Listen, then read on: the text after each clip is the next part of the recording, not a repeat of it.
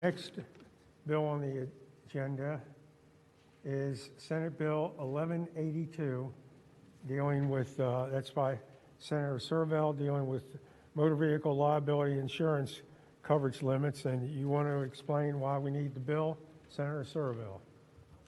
Thank you, Mr. Chairman. Ladies and gentlemen of the committee, you all might remember this bill from last session. This bill would raise Virginia's auto insurance minimums from $25,000 per person to $50,000 per person, and from $100,000 per incident to $100,000 per incident, and also raise the property damage minimum from $20,000 to $40,000. And so this deals with uninsured coverage, underinsured coverage, and it deals with property damage coverage. So we passed a similar bill last year out of the Senate that raised it to $35,000, 31 to 8, and this is a little bit higher, but it's where I think we need to go. So this number hasn't moved since I was 4 years old. 1975, Virginia's auto insurance minimum was set at $25,000. At that time, the average car cost $4,400. The average family made $11,800 a year. And if you use a time value of money analysis, $25,000 from 1975 would be $120,000 today. If you use medical inflation, because you remember that what this minimum policy is mainly covering is medical bills. If you use medical inflation, $25,000 today would be $262,000 today. And this number hasn't budged. There was a DMV study that was done a couple of years ago to look at this issue. And they estimated that by adopting this bill, the average automobile policy would increase by about 11% in its cost. So it's not a 100% increase by doubling the policy limit. It's only an 11% increase, which on a $700 a year policy is about 17 cents a day, or about $60 every 6 months, which, given what we just did on the minimum wage, which is taking effect in May, is not a big thing to ask of folks. If you look at other states, some people worry that this might result in people possibly going bare, that is, driving without insurance. One of the curious things about the DMV study was that the state that has the highest minimums in America, which is Maine, which is $50,000, which is what this proposes, has the lowest number of uninsured drivers in America. The state that has the lowest policy, $10,000 a year, Florida, has the highest number of uninsured drivers. So the data would tend to show that the higher the limit you have, the higher minimum policy you have, the fewer people go without insurance. So it actually has a positive effect. I would just note, for the sake of argument, that, I would also just note that the last 7 states to increase their insurance minimums, the uninsured rate actually went down consistent with that. There was a Pennsylvania study that showed that. I would also note that in Europe, the minimum policy is $1 million, and we're at $25,000. So, and the last thing I would point out, for those of you who are fiscally conservative, is that our existing system hurts Medicaid.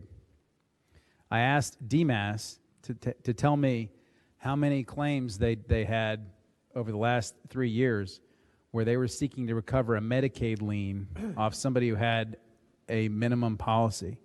They told me that over the 3-year period that happened 113 times. So Medicaid asserted $4.2 million in liens against only $2.8 million in coverage, which means that taxpayers probably lost out about between $1 and $2 million of recoveries against Medicaid bills that we could have recovered from wrongdoers who hurt people because our policy minimums were too low.